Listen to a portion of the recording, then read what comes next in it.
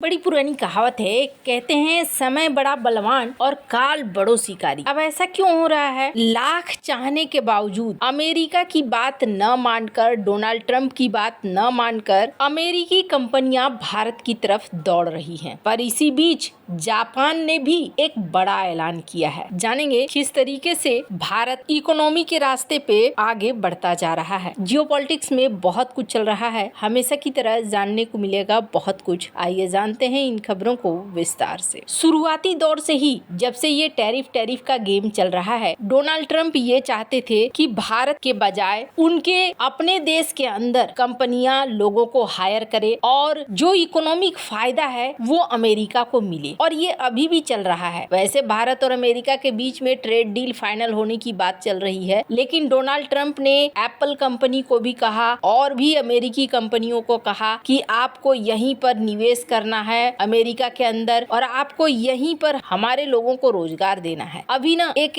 विज्ञापन प्रकाशित किया गया है व्हाइट हाउस के द्वारा। स्क्रीन पर इस विज्ञापन को देखिए, जिसमें H1B वीजा को लेकर भी कहा गया है कि हमारे सपने थे, अमेरिका के लोगों को मिलना चाहिए था ये जॉब, लेकिन H1 वीजा की वजह से हमारे जॉब कोई और ले गया। खास तौर पर ये भारत पर निशाना साधा गया कि अमेरिकन जॉब सपने को बाहरी लोग कब्जा कर रहे हैं। लेकिन कहते हैं ना कि ये तभी संभव होता है जब आपके अंदर काबिलियत नहीं है। चाइना में ऐसा क्यों नहीं होता है? चाइना के लोग काम करना चाहते हैं, चाइना के लोगों के अंदर वो स्किल्स है। इसके अलावे ये भी देखने को मिल रहा है कि चाइना अमेरिका की तरह नहीं सोच रहा है। चाइना उन लोगों को, टैलेंटेड लोगों को जो भारतीय हैं, उन्हें हासिल करना चाह रहा है, और खास तौर पर स्टेम वाले, मतलब साइंस, टेक्नोलॉजी, इकोनॉमिक्स, मैथ जिन लोगों का स्ट्रॉन्ग है, ऐसे स्किल सेट वाले लोगों को वो हायर करना चाहता है अपने देश को और ज्यादा आगे बढ़ाने के लिए। जाहिर तौर पर तो यहाँ अमेरिका की रणनीति फेल होती हुई नजर आ रही है, पर कंपनी जो है अमेरिकन कंपनी, वो कंपनियां भी अब इस चीज को महसूस कर रही हैं कि डोनाल्ड ट्रंप की नीति पर अगर चलेंगे तो वो बर्बाद हो जाएंगे। एप्पल कंपनी ने भी भारत के अंदर न तो अपना निवेश बंद किया, न ही प्रोडक्शन बंद किया। वहीं फोर्ड ने भी अब एक बड़ा ऐलान किया है। फोर्ड मोटर कंपनी भारत के चेन्नई प्लांट में 3250 करोड़ रुपए यानी करीब $390 मिलियन का निवेश करने जा रही है। Ford motor company Chennai plant में ये निवेश करेगी और यहाँ पर नए वाहनों को बनाने का काम किया जाएगा। ये फोर्ड की फोर्ड प्लस योजना का हिस्सा है, जो भारत की मैन्युफैक्चरिंग क्षमता का उपयोग करके प्रोडक्शन को दुनिया भर में बढ़ाने के लिए कोशिश कर रही है। कहा जा रहा है कि यहीं से इंजन लाइनअप होगा और यहीं से फिर दुनिया के बाजारों में बेचा जाएगा। वैसे इससे भारत के अंदर भी रोजगार बढ़ेंगे, और सबसे बड़ी चीज ये है कि ऐसा नहीं है कि फोर्ड पहली बार भारत में आ रहा है। साल 2021 में फोर्ड ने भारत से में अपना प्रोडक्शन बंद कर दिया था और इन्होंने चेन्नई और गुजरात के प्लांट को बंद कर दिया था, पर अब एक बार फिर से ये कंपनी भारत में आ रही है। 1995 में फोर्ड ने भारत में प्रवेश किया था, लेकिन शुरुआती सालों में इसे काफी संघर्ष हुआ था। 2007-2008 में महिंद्रा एंड महिंद्रा के साथ इनकी साझेदारी टूट गई थी, जिसके बाद फोर्ड ने चेन्नई में अपना पहला ग्रीनफील्ड प्लांट भी लगाया था। ये भारत सरकार के FDI नीतियों का फल था, लेकिन लास्ट में इन्होंने साल 2001 में वो वापस चले गए, क्योंकि इन्होंने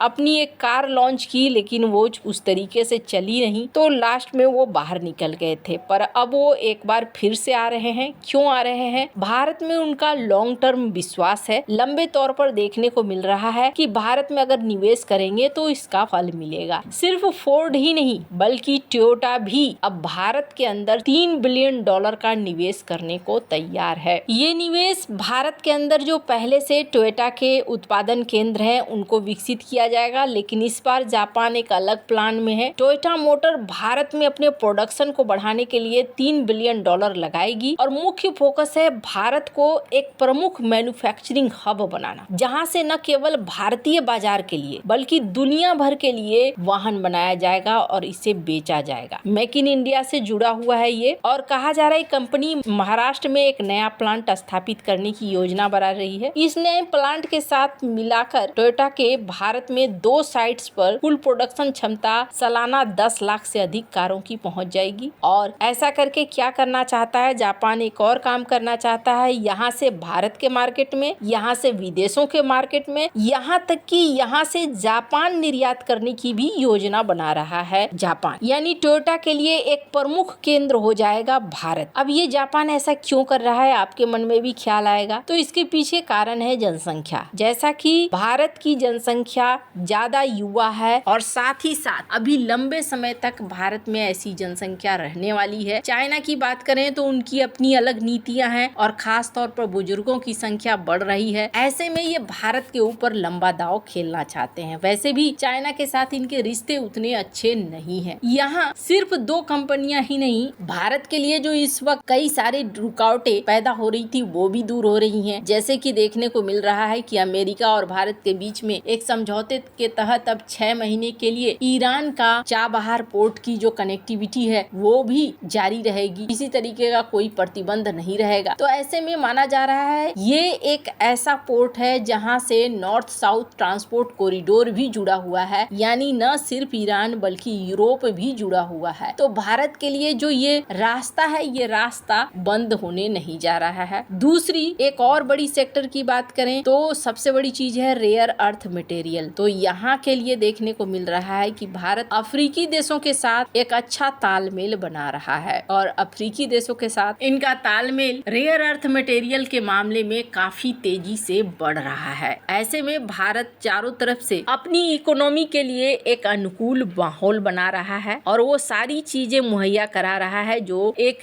बढ़ती हुई इकोनॉमी के लिए जरूरी भी होती हैं। वैसे धीरे धीरे इस दिशा में काम बढ़ता जा रहा है। चाहे अमेरिका चाहे या न चाहे, भारत और अफ्रीका जिस तरीके से क्रिटिकल मिनरल्स के क्षेत्र में एक दूसरे के साथ आ रहे हैं, और ये ऐसा नहीं है कि चाइना की तरह है कि हम सिर्फ आपसे क्रिटिकल मिनरल्स लेंगे, बल्कि उसके लिए भारत एक निवेशक भी बन रहा है और निवेशक के साथ साथ इस क्षेत्र में रोजगार भी फैलाना चाहता है। जिस वजह से माना जा रहा है कि अफ्रीका के देश भारत के साथ आने को तैयार भी हैं। भारत अफ्रीका में 5वां सबसे बड़ा निवेशक है और इसका कुल निवेश $80 बिलियन से अधिक है, जिसकी वजह से भारत को इस क्षेत्र में पहुंच भी मिल रही है। ये साझेदारी अफ्रीका के लिए अच्छी है। साथ ही साथ भारत में जो बन रहे हैं ये कल कारखाने, इलेक्ट्रिक व्हीकल या फिर हथियार, इनके लिए भी एक बहुत ही बढ़िया संकेत है। वैसे कहें तो चारों तरफ से इस वक्त भारत के लिए इकोनॉमिक तौर पर अच्छी खबरें ही आ रही हैं। आपको क्या लगता है, इन सब मामले में आपकी क्या राय है, कमेंट कर जरूर बताएं। जल्द मिलते हैं अगली वीडियो में नई खबर के साथ।